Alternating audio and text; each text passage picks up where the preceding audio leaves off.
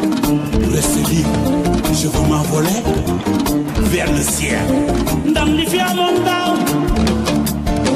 tollanti la ñuy xaar bébé.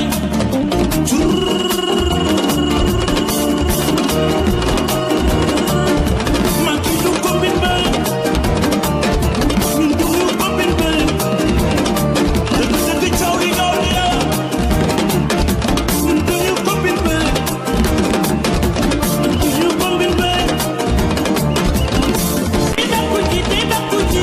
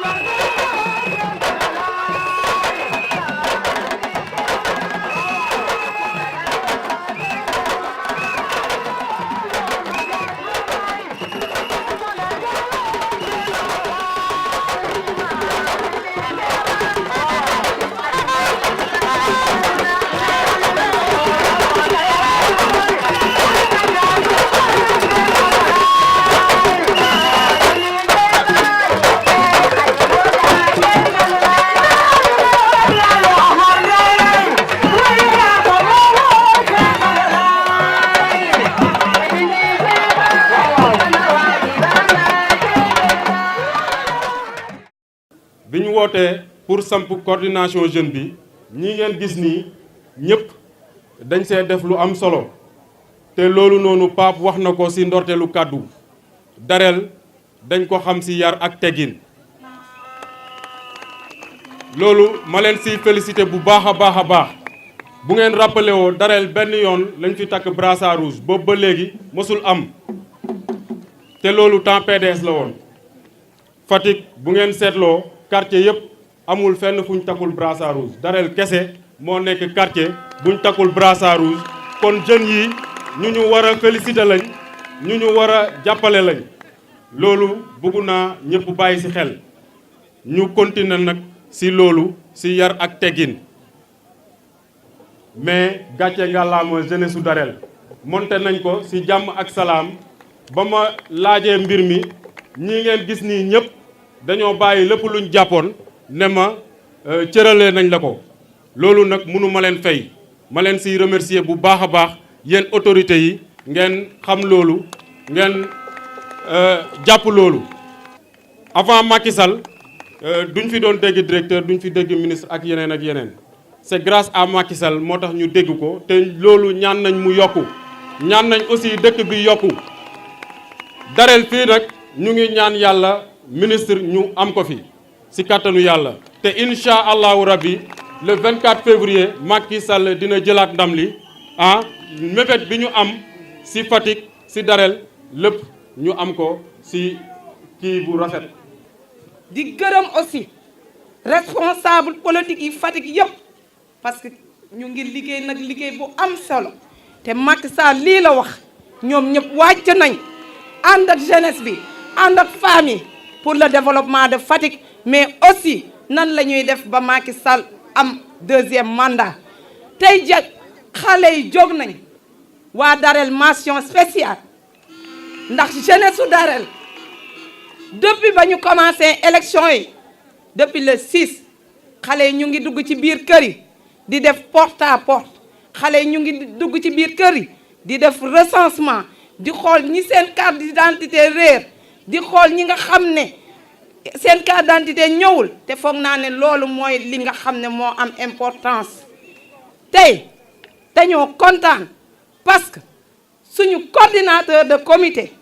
muy El Hadj Souleymane Diouf bàyyiwul waa Darel mu ngi ñuy jàppale suba ak ngoon le coordinateur communal muy sama xarit sama frère le ministre Matar Ba jeunesse féminine nag mosuñu rester en rade jeunesse féminine commune quartier yi yëpp dañoo mobiliser di ànd di def benn di wax benn kon loolu bu ñu ci àndee rek ñu xam ne président Macky Sall li mu bëgg dina ko am te tey sans ñun sans les jeunes garçons foog naa ak sans les femmes dara du sotti mais xam nañ ne nañ meloon démb ak bërke démb dinañ continuer combat bi dinañ continuer ba def li nga xam ne moom la ñu soxla muy que ñëpp dem voté ji au soir du 24 ñu am 98% ñi nga xam ne duñ doon voté ñu génnee leen ci biir kër yi bu ko defee ñu mën a gagner massivement. sama rakk sama xarit amul luñ defu ci politique ma ak moom maa ngi gërëm sama xarit Sitor Ndour mi nga xamante ne bu woote woon te gisuma day naan jëlal oto jëli Sophie Diouf nit du fàtte démb maa ngi koy gërëm bu baax Sitor Ndour maa ngi lay gërëm bu baax am naa lu ma naqari torop li ma Ngom ñaa nangu ci say loxo ndax kenn gënu la waaw bu loolu weesoo maa ngi sant waa Darel bu baax balaa maa wax dara ma gërëm coordinateur communal monsieur le ministre monsieur le maire ministre des sports Matar Ba ndax lii yëpp moom la Fatick rek laa gis jeunesse boo xamante ne duñu xeexoo duñu xuloo ndax le ministre des sports mun na naxanteeg xale mun na naxanteeg mag kon nag ñu ngi koy sant di ko gërëm. waaye monsieur le coordinateur communal ku gis mitini Darel bi nga xam ne xol sedd na te xel dal na parce que mobilisation bu toll nii ngeen xam ne borom musóor yee ci ëpp mobilisation bu toll nii ngeen xam ne jeunes yee ci ëpp te xam nañ ne électorat c'est les jeunes et les femmes kon yaakaar naa ne mun naa wax ne tey jii munoon ngeen a commencé tëdd noppale ku bàyyi li des te xam ne wure ba ni ñuy naan wure ba dem na këng te waxi mag dem na ndartaal yi lamb bi leer na le président Macky Sall a déjà gagné donc li ñuy def mooy nañ lañ koy sécuriser wala nañ lañ koy confirmer c'est des formalités donc le message mooy ñu jéem a seetaat les poches jéem a motiver la jeunesse ñu engagé wu dugg ci kër yi seeti mag ñi seeti malade yi galvaniser waat les populations ñu teel a jóg ndax li ñuy naan taux bi dafay baisser ñu fexe bii pa Fatick au moins au soir du 24 février ñu ne ñu ngi ci 98%. mbokk Darel ñu ngi leen di sant di leen di santaat te sant boobu dama koy teg ci loxo coordinateur bu quartier bi mooy El Hadj mon frère El Hadj Souleymane Diouf El Hadj liggéey bi rafet na Darel yépp a booloo du début à la fin liggéey bi mëcc na ayib te ku gis meeting bi nga xam ne liggéey dëgg moo ko laaj te mbooloo mooy doole ci kaw loolu ñu ngi sant bu baax jigéeni Darel ñu ngi sant bu baax jigéeni Darel parce que ba mbir mi commencé ba tey ñii a ngi ci togg yi ñii a ngi ci mobilisation bi ñii a ngi ci porte à porte yi te loolu je crois c'est le travail. meeting bi boo ko gisee nga xam ne pari mobilisation gagné nañ ko jërëjëf comité d'organisation jërëjëf les femmes jërëjëf les jeunes. meeting bi boo ko gisee nga xam ne gagné nañ pari de l'organisation mais meeting bi boo ko gisee nga xam ne nous sommes en train de construire l'unité. La construction de l'unité, c'est pas une action d'un jour, mais c'est une action qui ne prend effet que dans le temps. ñu ñaan yàlla moom mi dara tëwul mu gën a boole xol yi gën a boole xel yi ba ñuy xàccandoo di dóorandoo. li jara wax yépp wax nañ ko dañuy fàttali rek ne li ñu bëgg fi ñu jëm mooy le 24 février Fatick voté président Macky Sall à 90%. kon loolu foog naa dugg na ci xelu ñëpp te ku nekk ci ñun xam na disposition yi mu war a jël pour jël combat bi def ko combat boppam. bu loolu weesoo liñ mën a def mooy sant waa Darel gërëm waa Darel nangu lëkkaloo bi ñu waa Darel proposé ma jàpp ne bés ni ki tey Njaay ak Darel li ñuy wax ay frères siamois wala ay sœurs siamoises loolu mooy dox suñu diggante te diggante boobu nag dañ kaa door ci politique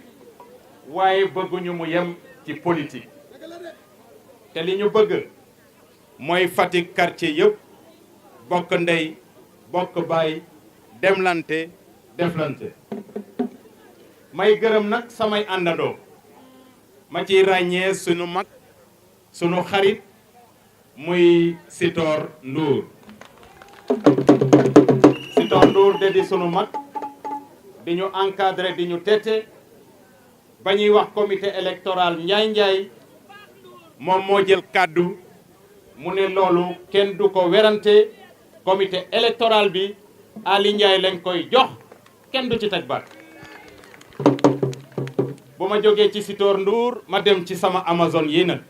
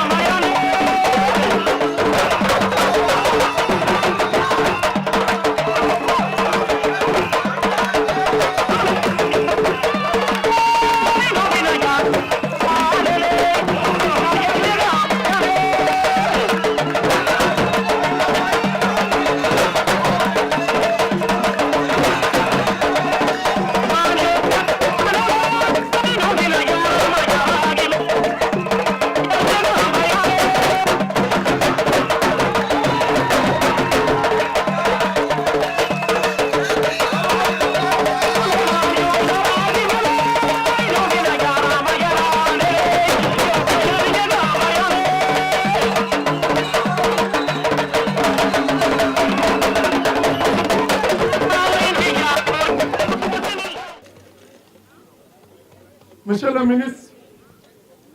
maire de Fatick, coordonnateur du comité électoral communal,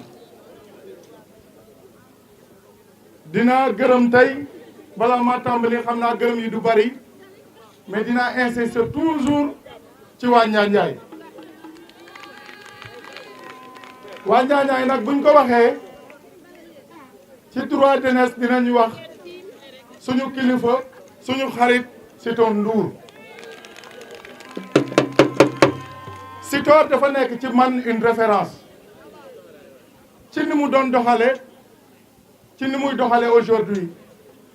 ku ko xool xam ne responsable la ku ko xool xam ne ku bëgg Fatick la parce que lépp lu mu amoon Fatick la koy indi. ma jaar ci yoon boobu ziyaare Ali Koto ak délégation Njaanjaay bi yëpp. Ali nag li mu wax jeexal na ko man dama gis Ali ni muy doxe ma gis ko ma koy woo mu may woo di ma orienté ma ko ci gërëm di ko ci sant parce que ndaw buy dox day soxla ay mag yu koy orienté te Ali Koto daa bokk ci ñooñu. meetingu Darel bi nag dama leen ne woon bu ñu mitigee rek meeting jeex waa Darel jeexal ngeen meeting bi ku mitingati da ngay copier ku mitingati da ngay copier original bi Darel la ko jël te loolu nag yéen jigéen ñi la ak yéen jeunes yi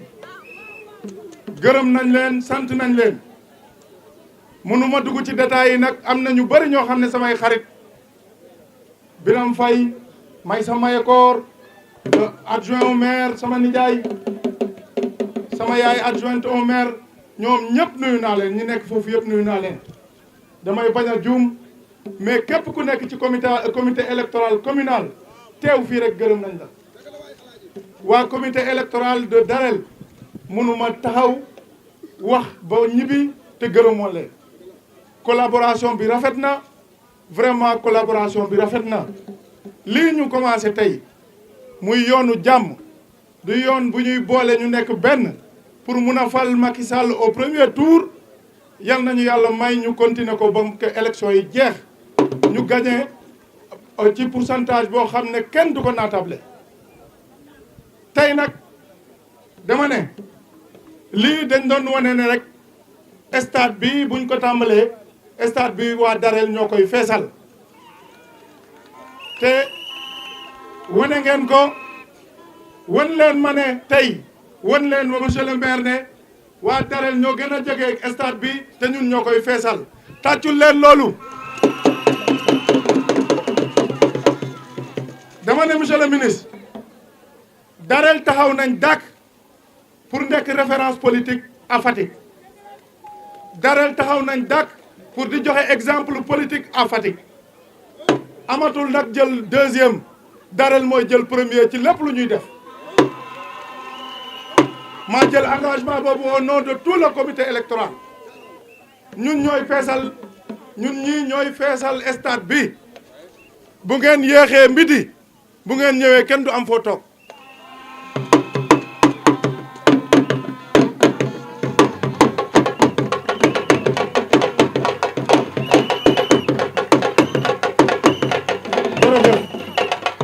li tax ma osé ko wax nag li tax ma osé ko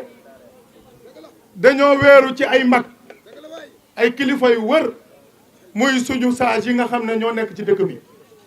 ñoom ñu booloo nekk benn ñëw ci man ne ma amuñ lu ñuy def lu dul gunge la dinañ la gunge accompagner la ba Darel jël premier Darel jël na premier nag ku amul weeruwaay nag yaa xam mais ñun am nañ weeruwaay ñoo ngi leen di gërëm sage yu Darel gis nañ seen taxawaay gis nañ seen ñaan te kaamilu tey wane na ko vraiment ñoo ngi leen di gërëm di mun ta jeex tey nag dama bëggoon rek addu ci benn wax parce que nag caaxaan bi dafa bari Fatick responsable yi ñëw di annoncé ay yoo xam ne di caaxaan vraiment nañu wàcc ci terrain bi te liggéey te bàyyi wax ji liggéey bi moo ñu ñor ñëw day dem ci réseaux sociaux yi di naan dugal nga 60 millions te gisuñu 60 millions ci département bi man maay trésorier bi gisuma ko gisuma ko ci département bi te dem naa ci commune bi gisuma ko fa parce que ci coordonnateur yi laa bokk dama ne boo demee ci commune bi monsieur le maire Matar Ba moo def 22 millions monsieur le maire Matar Ba moo dem ci département bi def fa 10 millions 500 pour restauration bi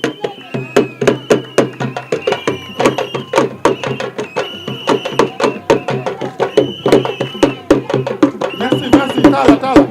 Talla s'il te plaît boo ko boole département bi ak commune bi monsieur le maire def na ci 30 millions te di ko xeeb di jëlaat ay engagement di ko ci def loolu lañ gis loolu lañ yëg dama ne boo paasee foofu maître Bouba Diallo moo teg 6 millions def ko ñu gis ko boo paasee foofu Lamine Camara moo indi 25 millions def ko ñu gis ko Ibou Sarr moo indi 2 millions 500 dugal ko ci ñu gis ko Biram Faye indi ci 1 million def ko ñu gis ko Boubacar Traoré indi 250 000 Pape Khalinia indi 500 000 keneen ku wax leneen nag gisuñ ko nañ bàyyi caaxaan yi waaw Pape Diop aussi bu Mbose Diallo Pape Djibril suñu grand indi 1 million ñu gis ko nañ bàyyi caaxaan yi te ñëw liggéeyal président de la république man loolu laa gëm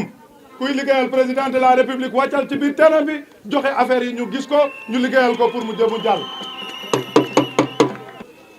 ku fi lemu rek yaa fus nga jóg leen ñu won président de la république ne fii Fatick moom moo ko moom fii Fatick kenn mu ñu noo raw pourcentage bi ñii noo ngi naan 80% mais dama ne nañu yéegal baar bi bu ñu mayee dara luñ mun a am nañ ko am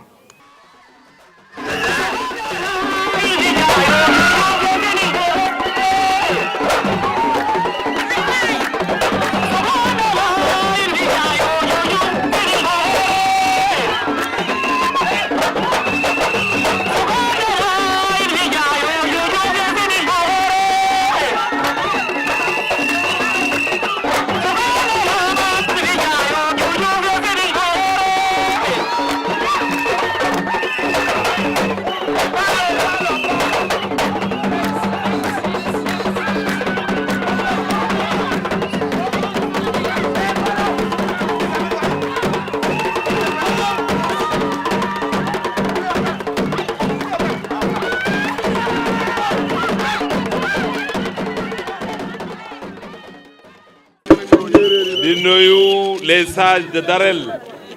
di nuyu l'ensemble des responsables politiques yi nga xamante ne ñoo fi des nii muy le doyen Sitor muy le directeur général Biram Faye muy le ministre Ali Koto Ndiaye les adjoints au maire Issakha Dieng et Aïda Diouf mais l'honorable député Binta Mbaye Seck ñu ngi nuyu aussi suñu rakk suñu goro xam nga nag boo amee goro bu baax da nga koy tiitaroo El Hadj Souley parce que mbaaxam moo tax Darel jox ko bopp mooy du yendal du fanaanal du denc dara lu mu am jox ko nit ñi moo tax li ñu gis Darel tey bañ a jàng mooy tax waaye xam naa ne pour ñu gisaat ko feneen dana jafe une belle mobilisation de grandes dames une mobilisation de jeunes les Adama Gaye et les autres Khassim Pape Ndiaye le jeune El Hadj Lam et tous ces grands leaders qui sont là et qui ont fait de la politique mais la main dans la main avec leurs frères Baye Diouf et Bakar Ba ak ñooñu ñëpp joxante loxo Binta Mbaye Seck looloo tax ngeen am li ngeen am tey nag li ngeen wax ci Darel du gulet mën ngeen a organiser yàlla may na leen xorom moo tax bu ngeen ne di ngeen feesal stade bi dama leen di ñaan rek ngeen may ñu fu ñu toog ñun mais gëm nañu ko parce que Darel Darou Salam HLM Logandem pël ga ci côté bi ñoo gën a jege stade te ñun ñoo war a restaurer l'ensemble des membres du département. Je vous demande tout simplement en tant que Fatickois de prendre en charge l'accueil mais de créer les conditions pour permettre à nos amis du département de pouvoir se restaurer et d'aller au stade sans difficulté pour qu'on attende notre candidat, le fils de Fatick, le maire honoraire de Fatick, le président Macky Sall. Il était à Foundiougne tout à l'heure et tout le monde sait qu'aujourd'hui, au moment où nous sommes là, il y a quelqu'un qui est en train de se faufiler parce qu'il n'est pas venu à Fatick pour battre campagne. Xam ngeen ki ma bëgg a wax xaritu Dib Sagne la parce que man bu doon sax ni El Hadj Souley lay waxee du ma ko waxee noonu waaye xam naa ne ko xaritu Madické nag xam ngeen ne buy wax moom yéen a yem moo ñëw ci dëkk bi di taxawalu waaye nag comme dafa yaru dana ñëw ñibbi ci jàmm. Ablaye Wade nag nee na la mu waxoon loolu la wax mooy nañ mbëkk urne yi mais c'est peine perdue parce que la raison c'est pas sauver le Sénégal, c'est défendre son fils. Et l'intérêt général prime sur l'intérêt particulier. Donc déglu nañu ko waaye loolu duñ ko jox fulla duñ ko jox fayda. damay gërëm nag l'ensemble des responsables qui sont là parce que ku ci nekk ñii def nañ ci comité électoral communal ñii départemental waaye ku ci nekk li ngay dépenser par jour kenn xamul nu mu toll. yaa ngi doxantu yaa ngi dem ci kër yi di def carburant di def li nga war a def waaye ñi fi nekk bi ñuy commencer surtout les jeunes coordonnateurs ku mel ni El Hadj Souley ku mel ni Biram ku mel ni les autres wone nañu seen cofeel ci Fatick. parce que wone sa cofeel ci Fatick mooy ku mel ni ku yore ab mouvement ñëw utu ci dara lu jàppale président Macky Sall jël ay comité di leen jàppale. loolu la ñu gëm li ñu gëm mooy ku nekk dafa am loo seq ak président Macky Sall boo koy wone da nga koy wone pour l'intérêt général. parce qu'en réalité nous tous nous avons compris que nos personnes n'existent pas. Celui qui existe s'appelle le président Macky Sall. C'est pourquoi nous nous battons tous les jours pour faire de sorte que au soir du 24, le président Macky Sall puisse triompher et que le 25, qu'on continue la construction de notre pays. Moo tax, je dois te rendre un hommage, El Hadj Souley. Vous avez gagné la Coupe du Maire. Vous êtes devant, vous nous avez montré qu'à Darel, il y a des femmes et des hommes de qualité et des jeunes engagés. C'est pourquoi li ngeen di entreprendre yëpp yàlla da ciy def jàmm parce que yaatu ngeen xol vous êtes engagés bëgg ngeen li ngeen di def moo tax Darel du ngeen des gannaaw mais dañ leen lancer défi nag parce que yéenay wootee Thierno Mamadou Sall. Thierno Mamadou Sall, les statistiques ont montré que depuis 2009 wala 2012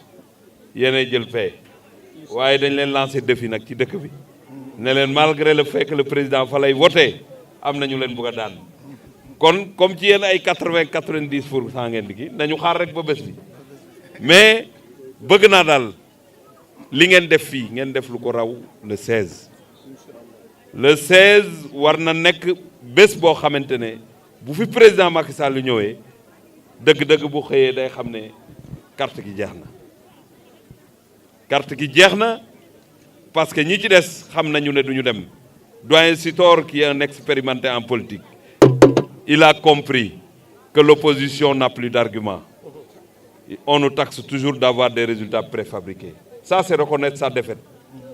J'ai suivi une rencontre entre Ousmane Sonko et Idrissa Seck. Ils parlent du deuxième tour. Cela veut dire qu'ils ont compris qu'ils vont perdre. Ça, c'est des signaux qui peuvent reconforter la coalition Benno Bokk Yakaar.